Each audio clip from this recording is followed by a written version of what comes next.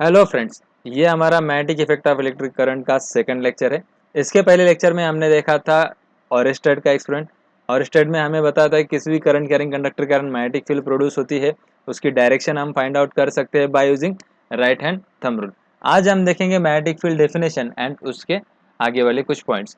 तो magnetic field definition देखो क्या रहती है। It is space around a current carrying conductor और magnetic material in which its magnetic effect can be felt. इसका मतलब ये रहता है कि कोई भी करंट कैरिंग कंडक्टर या कोई मैग्नेटिक मटेरियल मींस लाइक आपका बार मैग्नेट, इसके अराउंड में जो भी स्पेस रहता है उसमें अगर उसके आजू बाजू में इसके स्पेस में उसके बाजू में जो भी स्पेस रहता है उसमें जो भी फील्ड रहती है उसको हम क्या बोलते हैं, मैग्नेटिक फील्ड बोलते हैं। तो मैग्नेटिक फील्ड जो है वो बी से डिनोट की जाती है। मैग्नेटिक फील्ड किससे डिनोट की जाती है? बी से डिनोट की जाती है। एंड उसका यूनिट क्या रहता है? यूनिट रहता है उसका टेस्ला। मैग्नेटिक फील्ड का यूनिट रहता है टेस्ला। ओके। और कभी कभी हम उसे वेबर पर मीटर स्क्वायर से भी बोलते हैं, या हम उसे कभी कभी न्यूटन सेकेंड पर कूलम मीटर से भी बोलते हैं। तो यहाँ पर ये कूलम मीटर है, याद रखना है। आप लिखते टाइम उसे यहाँ पर सी को कूलम लिख लो, नहीं तो कुछ दिनों के बाद हम क्या बोलते हैं, न्यूटन सेकंड सेंटीमीटर बोलते हैं। तो ये इस तरह नहीं, न्यूटन सेकंड पर कूलम मीटर रहता है। और एक यूनिट रहता है गॉस। ओके। और एक यूनिट रहता है गॉस।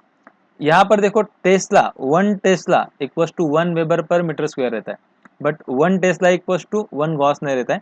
1 टेस्ला इक्वल टू रहता है 10 to the power 4 गॉस, या हम इसे लिख सकते हैं 1 gauss equals to 10 to the power -4 tesla. Okay, ये कन्वर्जन रहता है। अब ये कन्वर्जन मैंने आपको इसलिए लिख के दिया है कि आगे जो भी हम मैग्नेटिक फील्ड के जो भी फॉर्मूलाज डिराइव करेंगे, तो वो जो फॉर्मूला है वो सिर्फ वो सारे के सारे फॉर्मूला जो रहेंगे वो टेस्ला के लिए रहेंगे, मतलब वहाँ पर बी जो है वो टेस्ला में रहेगा। बट अगर आपको क्वेश्चन आता है एंड उस क्वेश्चन में मैग्नेटिक फील्ड गॉस में दिया है, तो आपको उसे कन्वर्ट करना है टेस्ला में एंड देन क्वेश्चन को सॉल्व करना है। ये इसलिए करना है क्योंकि हमने सारे बी के फॉर्मूले टेस्ला में यूज किए हैं, गॉस में नहीं किए। एंड अगर क्वेश्चन गॉस में आता है तो आपको उसे कन्वर्ट करना है। ओके, आप सबके कंसेप्ट समझ में आ गए होंगे। ओके, नाउ अभी हम देखेंगे कुछ डायरेक्शन सेंस। अब ये डायरेक्शन सेंस हम क्यों देख रहे हैं? क्योंकि हमें पता है कि कोई भी करंट कैरिंग कंडक्टर उसके अराउंड में, उसके आजू बाजू में मैग्नेटिक फील्ड क्रिएट करता है। एंड वो मैग्नेटिक फील्ड कैसे रहती है? एक क्लोज कंटिन्यूस लाइंस रहती है। ओके, तो हमें वो पता होनी चाहिए, हमें वो बतानी आनी चाहिए कि करंट कैरिंग कंडक्टर के कारण मैग्नेटिक फील्ड का डायरेक्शन क्या आ रहा है। तो इसलिए हम पहले थोड़ा सा एक्सरसाइज या थोड़ी सी डायरेक्शन यहाँ पर देख लेंगे कैसे कैसे लेना है, एंड देन हम मैग्नेटिक फील्ड की डायरेक्शन फाइंड आउट करेंगे। ओके, तो देखो यहाँ पर मैंने north, south, east, west, north and east के बीच में north east, north and west के बीच में north west, south and west के बीच में south west, and south and east के बीच में साउथ ईस्ट। ओके, तो इस तरह आपको इसे यूज करना है। तो अगर किसी रेफरेंस पॉइंट से आप राइट साइड में चले जा रहे हो तो आप ईस्ट में जा रहे हो, लेफ्ट साइड में जा रहे हो तो वेस्ट में, ऊपर जा रहे हो तो नॉर्थ, नीचे जा रहे हो तो साउथ, एंड इनके बीच में नॉर्थ वेस्ट। ये आपको अभी बहुत आसान लगेगा, बट आप जब क्वेश्चन सॉल्व करोगे देन यू विल रियलाइज इसमें बहुत आसान सा क्वेश्चन भी आपसे गलत होने के चांसेस रहते हैं। ओके, तो इसलिए मैं आपको इसे एक बार थोड़ा सा रिवाइज कर रहा हूँ। अब ये जो है ये हम टू 2D में आ जाते हैं, ये हम मतलब यहाँ पर दिखा सकते हैं। बट अगर कोई चीज़ अंदर जा रही है, यहाँ पर इसके अंदर जा रही है, या कोई चीज़ यहाँ से बाहर आ रही है, मतलब स्क्रीन से बाहर आ रही है, या कोई चीज़ स्क्रीन के अंदर जा रही है, तो हम उसके लिए क्या यूज़ करेंगे? तो लाइक स्क्रीन के बाहर आ रही है मतलब positive Z axis, and screen के अंदर जा रही है मतलब निगेटिव जेड एक्सेस। तो अगर कोई चीज़ अंदर जा रही है, नेगेटिव जेड एक्सिस आ रहा है, तो उसे हम क्रॉस से डिनोट करेंगे। ओके, कोई चीज़ अंदर जा रही है तो उसे क्रॉस से डिनोट करेंगे, एंड क्रॉस का मतलब क्या है? Into the plane. Okay, and अगर कोई चीज़ बाहर आ रही है, स्क्रीन से बाहर आ रही है, आपकी तरफ आ रही है, तो वहाँ पर हम उसे डॉट से रिप्रेजेंट करेंगे। तो वो डॉट क्या रिप्रेजेंट करेंगे? आउट ऑफ द प्लेन, मतलब वो चीज़ आपसे स्क्रीन से बाहर आ रही है। ओके, तो यहाँ पर हम सब तरफ सब तरह की डायरेक्शन ले सकते हैं, लाइक नॉर्थ ऊपर के लिए, साउथ नीचे के लिए, right side east, left side west, and अगर कोई अंदर जा रहा है तो क्रॉस, एंड कोई अगर बाहर आ रहा है तो डॉट। ओके, तो डायरेक्शन सेंस आपको ऑलरेडी आता होगा, आप बचपन में भी पढ़े हैं, बट हम थोड़ा सा रिवीजन इसका ले रहे थे। नाउ अभी हम देखेंगे, प्रीवियस लेक्चर में हमने देखा था कि कोई भी करंट कैरिंग कंडक्टर के कारण मैग्नेटिक फील्ड किस तरह बनती है, एंड उसे यूज करने के लिए हम कौन सा लॉ यूज करते हैं, हम यूज करते हैं राइट हैंड थंब रूल। तो राइट हैंड थंब रूल देखो हम किस तरह यूज करते हैं। तो यहाँ पर मैंने एक कंडक्टर ले लिया, ओके, एंड इसमें से कुछ इस डायरेक्शन से करंट फ्लो हो रहा है आई, एंड हमें फाइंड आउट करना है कि इस कंडक्टर में से जो भी करंट फ्लो हो रहा है उसके कारण जो मैग्नेटिक फील्ड बनने वाली है वो कैसे बनने वाली है। तो प्रीवियस लेक्चर में हमने देखा था कि इसके कारण जो भी मैग्नेटिक फील्ड बनने वाली है वो कैसे बनने वाली है, एक सर्कुलर लाइंस बनने वाली है, ओके, इस तरह आपके सब सर्कुलर लाइंस बनने वाली है, एंड ये लाइंस आपकी कहाँ तक जाने वाली है, यहाँ तक ये पूरी लाइन चलती जाने वाली इन्फिनिटी तक, ओके। तो यहाँ पर जो लाइंस बनेगी तो इसके लिए हम कौन सा लॉ यूज करते हैं, right hand thumb rule use करते हैं। तो राइट हैंड थंब रूल हम कैसे यूज करते हैं वो देख लो।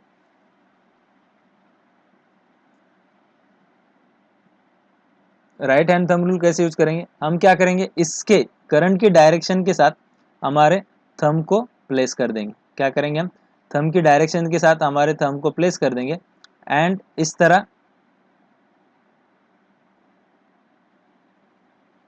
हमारे हैंड को रख देंगे, ओके, इस तरह हम हमारे हैंड को रख देंगे।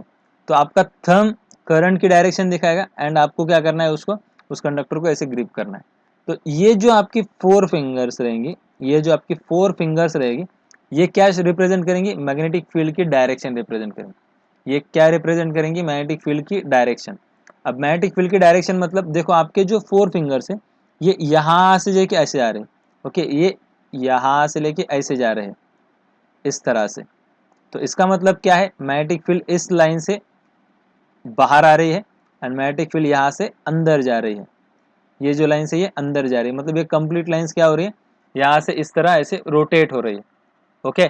तो यहाँ से अगर बाहर आ रही है तो यहाँ पर हम क्या लेंगे, बाहर आ रहे हैं तो out of the plane dot, and यहाँ पर अगर अंदर जा रही है तो इस साइड पे हम क्या ले लेंगे, क्रॉस, ओके। ये चीज आपको समझ में आ गई। हम और एक दो चार एक्सरसाइज ले लेंगे, सो आपको यहाँ समझ में आ जाएगा। यहाँ पर हमने और एक कंडक्टर ले लिया जिसमें से करंट इस डायरेक्शन से फ्लो हो रहा है। तो आपको क्या करना है, इसके इस साइड पे कौन सी मैग्नेटिक फील्ड, ऊपर कौन सी मैग्नेटिक फील्ड बनेगी एंड नीचे कौन सी मैग्नेटिक फील्ड बनेगी वो बताने आना चाहिए। तो आप थोड़ा सा वीडियो पॉज करके आंसर दे दो, मैं आपका आंसर दे दूंगा।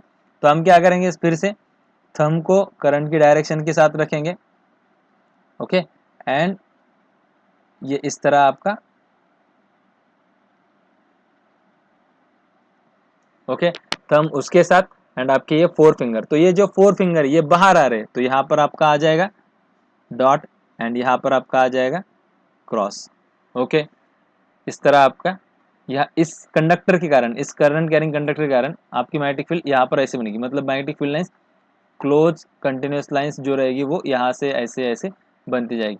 या सपोज आपको बोला गया है कि कोई कंडक्टर है जिसमें से करंट इस डायरेक्शन से फ्लो हो रहा है। अभी आप बताओ मुझे, इस यहाँ पर एंड यहाँ पर मैग्नेटिक फील्ड कैसे बनेगी। तो यहाँ पर अगर आप देखोगे तो लेफ्ट साइड में आपका क्रॉस आ जाएगा, एंड यहाँ पर आपका डॉट आना चाहिए, ओके। और एक बार और एक क्वेश्चन ले लेते हैं हम यहाँ पर।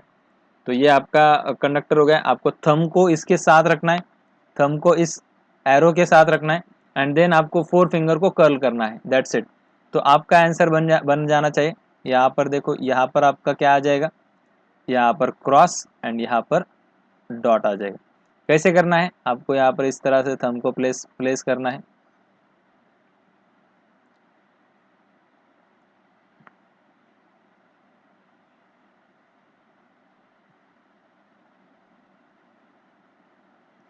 ओके। तो ये जो लाइंस रहेगी वो इस तरह अंदर जाने वाली रहेगी। आपका जो हैंड रहेगा वो, ये जो फोर फिंगर्स रहेगी वो यहाँ पर इस तरह कर्व करके अंदर चले जाएंगे, ओके, बाहर से। आई होप आपको ये कंसेप्ट समझ में आ गए होंगे। तो नाउ आपको इसके रिलेटेड प्रॉब्लम नहीं आना चाहिए राइट हैंड थंब रूल के लिए, ओके। ये बहुत आसान तरीके से हमने समझाने की कोशिश की है, आपको इसके बारे में अभी कोई डाउट नहीं रहना चाहिए। नाउ नेक्स्ट अभी हम देखेंगे force on a moving charge in the magnetic field, okay. यहाँ पर मैंने एक कंडक्टर ले लिया है, एंड हम ऐसा कंसिडर करेंगे कि इसमें से, इस कंडक्टर में से इस डायरेक्शन से करंट फ्लो हो रहा है, ओके, इस डायरेक्शन से इसमें से करंट फ्लो हो रहा है। तो अभी आप मुझे बताओ, अगर ये कंडक्टर में से इस डायरेक्शन से फ्लो करंट फ्लो हो रहा है तो राइट साइड में जो मैग्नेटिक फील्ड बनेगी वो कौन सी डायरेक्शन में बनेगी, वो बनेगी क्रॉस, एंड लेफ्ट साइड में जो भी आपकी मैग्नेटिक फील्ड बनेगी वो क्या बनेगी, डॉट। आपको क्या करना है, आपको जस्ट थंब को इसके साथ प्लेस करना है एंड फोर फिंगर को राइट हैंड के थंब को इसके साथ प्लेस करना है एंड फोर फिंगर को कर्ल करना है। तो यू विल रियलाइज कि जो फोर फिंगर यहाँ से अंदर जाते रहेंगे एंड यहाँ से बाहर आने वाले रहेंगे। ओके नाउ अब हमने क्या किया है, इसके साथ एक चार्ज रख दिया है। ओके एक प्लस क्यू चार्ज, जिसके पॉजिटिव चार्ज हमने यहाँ पर रख दिया है।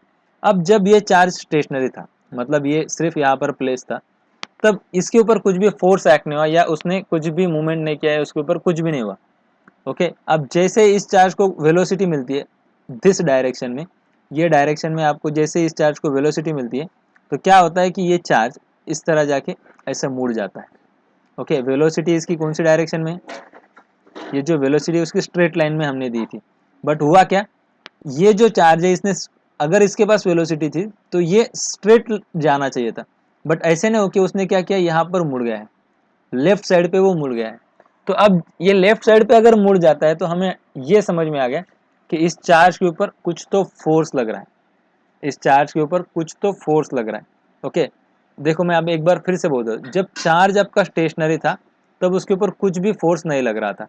ओके एंड जैसे आपके चार्ज को कुछ वेलोसिटी मिलती है तो वो चार्ज क्या हुआ है आपका, उसके ऊपर कुछ फोर्स लगा है, एंड वो फोर्स जो लग रहा है वो कितना लग रहा था, वो हमने देखा कि वो जो फोर्स है वो लग रहा था F equals to Q V B sine theta. Okay जो फोर्स लग रहा था वो क्या लग रहा था, Q मतलब चार्ज, चार्ज कौन सा है, V मतलब उसकी वेलोसिटी, B मतलब magnetic field. Okay and sine theta, theta means V and B में वेलोसिटी एंड मैग्नेटिक फील्ड में जो एंगल आ रहा था। अब देखो यहाँ पर मैग्नेटिक फील्ड जो है वो z एक्सिस पे, z एक्सिस मतलब निगेटिव z एक्सिस पे, वेलोसिटी जो है वो नॉर्थ में, एंड जो फोर्स लगा है इसके ऊपर, जो फोर्स लगा है वो कौन सी डायरेक्शन पे आ रहा है, अब ये लेफ्ट साइड पे जा रहा है, मतलब फोर्स जो लगा वो कौन सी डायरेक्शन पे लगा है, वेस्ट डायरेक्शन में लगा है। जो फोर्स लगा है वो कौन सी डायरेक्शन में लगा है, वेस्ट डायरेक्शन में लगा है। इसका मतलब हमें ये समझ में आता है कि जो भी फोर्स लग रहा है, जो भी फोर्स लग रहा है F, वो क्या है, अब हमें पता है A B sine theta cross product, तो हम इस तरह लिख सकते हैं Q V cross B। Okay F equals to हम लिख सकते हैं Q V क्रॉस B, इन दोनों का प्रोडक्ट। अब क्रॉस प्रोडक्ट, तो F जो है मतलब जो भी फोर्स लग रहा है which is perpendicular to velocity.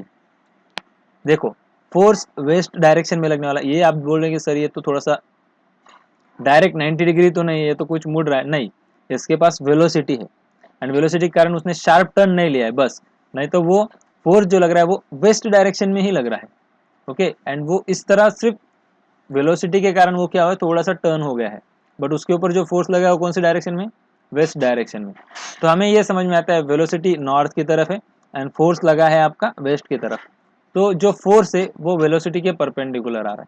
And again हमें और एक चीज समझ में आती है, जो भी फोर्स है वो also perpendicular to the magnetic field. Magnetic field देखो कहाँ पर जा रही है, अंदर की तरफ, मतलब नेगेटिव z डायरेक्शन में, एंड फोर्स जो लगा है वो निगेटिव x एक्सिस पे लगा है। तो negative z direction and negative x axis, उनमें भी कितना एंगल आने वाला है आपका, 90 डिग्री आने वाला है। ओके तो उनमें भी आपका उस इन दोनों के बीच में भी आपका एंगल कितना आ रहा है, तो 90 डिग्री आ रहा है। ये चीजें आपको समझ में आ गई। नाउ और क्या पॉइंट्स रहते हैं, देखो अब जब फोर्स एंड वेलोसिटी मतलब फोर्स एंड डिस्प्लेसमेंट में जब 90 डिग्री एंगल रहता है, तब आपने पढ़ा होगा वर्क पावर एनर्जी में, जब फोर्स एंड डिस्प्लेसमेंट में अगर 90 डिग्री एंगल रहता है तब आपका वर्क डन कितना आता है, वर्क डन उस टाइम पे आपका कितना आता है, जीरो आता है। उस टाइम पे आपका वर्क डन कितना आता है, जीरो। वर्क डन जीरो कब कब रहता है, या आपका फोर्स जीरो है, या आपका डिस्प्लेसमेंट जीरो है, या आपका फोर्स एंड डिस्प्लेसमेंट में 90 डिग्री का एंगल है। यहाँ पर भी देखो फोर्स एंड डिस्प्लेसमेंट में आपका कितना डिग्री का एंगल आ रहा है, 90 डिग्री का, तो इसका मतलब आपका वर्क डन क्या आने वाला है, जीरो आने वाला है। ओके अब और अगर वर्क डन आपका जीरो है, इसका मतलब और एक चीज होती है कि यहाँ पर जो आपकी वेलोसिटी आपने जो दी थी वही सेम वेलोसिटी आपकी मुड़ने के बाद भी रहने वाली है। मतलब आपका चार्ज यहाँ से जब निकलता है तो यहाँ से निकलने के बाद उसके बाद जो वेलोसिटी थी वो सेम वेलोसिटी टर्न करने के बाद भी रहने वाली है। मतलब ऐसा कुछ नहीं होने वाला कि वो मैग्नेटिक फील्ड में है तो उसकी थोड़ी वेलोसिटी बढ़ गई या थोड़ी वेलोसिटी कम हो गई, ऐसा कुछ नहीं होने वाला। या सॉरी, थोड़ी स्पीड बढ़ गई या थोड़ी स्पीड कम हो गई, ऐसा कुछ नहीं होने वाला। तो जैसे वो टर्न ले लेगा उसकी स्पीड में कुछ भी चेंजेस नहीं आने वाले। प्रीवियस टाइम पे जो उसकी मतलब जो मैग्नेटिक फील्ड में जैसे उसने एंटर किया उस टाइम पे उसकी जो स्पीड थी वही स्पीड उसकी रहने वाली है। क्यों?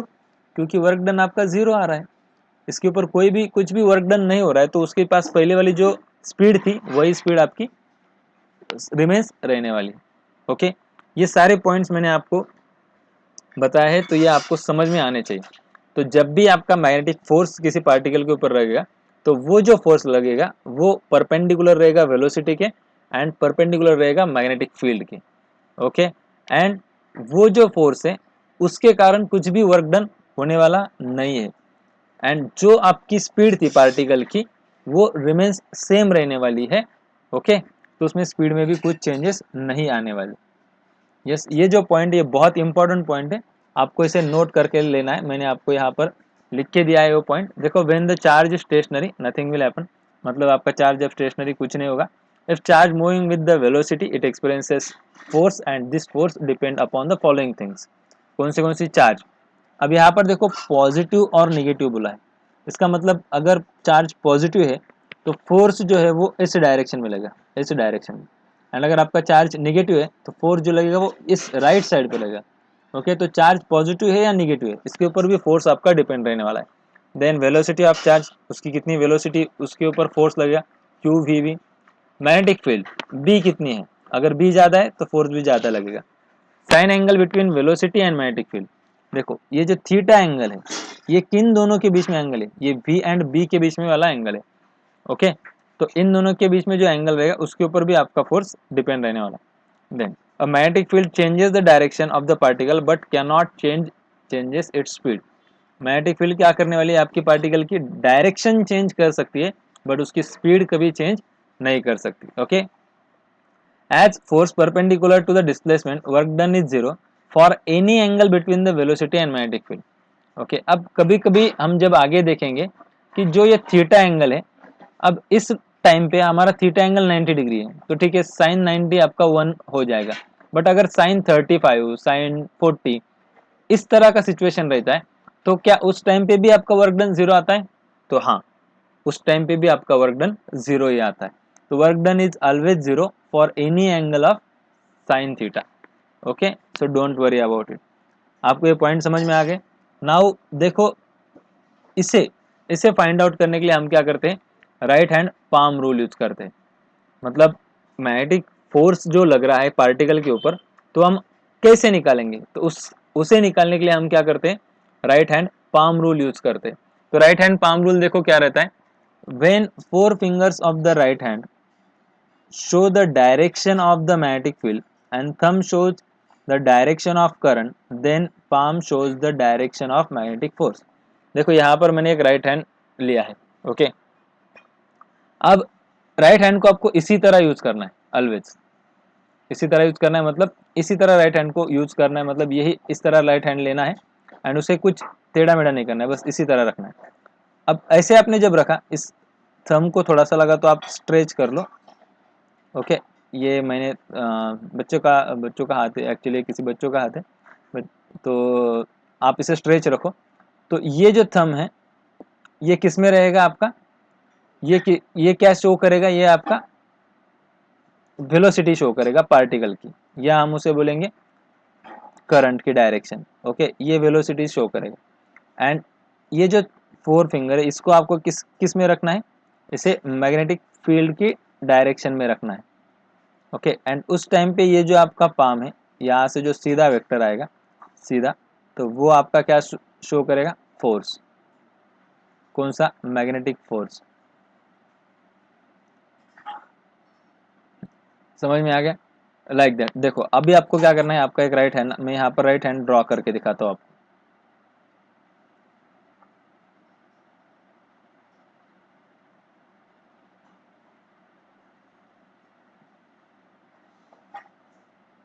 ये आपका राइट हैंड है।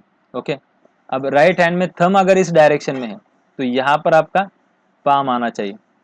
ओके, ये आपका पाम, मतलब आपको आपका राइट हैंड का पाम दिख रहा होगा अभी, अगर आपने इस तरह राइट हैंड को रखा है तो ये क्या दिखा रहा है, तो यहाँ पर आगे ऊपर जो जा रहा है वो आपकी मैग्नेटिक फील्ड की डायरेक्शन रहेगी, बी ऊपर की डायरेक्शन में है, आपका पार्टिकल जो है वो ईस्ट डायरेक्शन में जा रहा है।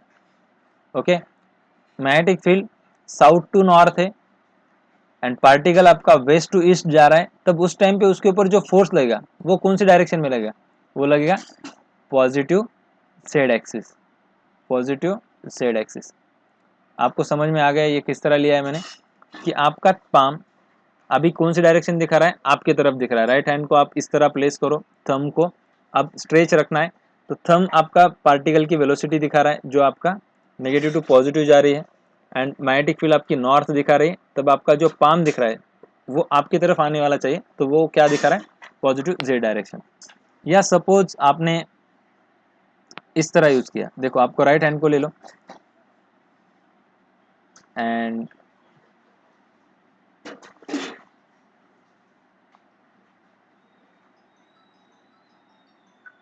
इस तरह, तो ये आपका राइट हैंड है। तो देखो पार्टिकल आपका कहाँ जा रहा है, अब पार्टिकल जो है वो आपका वेस्ट डायरेक्शन में जा रहा है, मैग्नेटिक फील्ड स्टिल आपकी यहाँ पर ऊपर है, तो आपका जो भी आंसर आएगा वो क्या आ जाएगा, अब इस टाइम पे negative Z axis, negative Z axis. आप सबको ये कंसेप्ट समझ में आ गए होंगे। Thank you.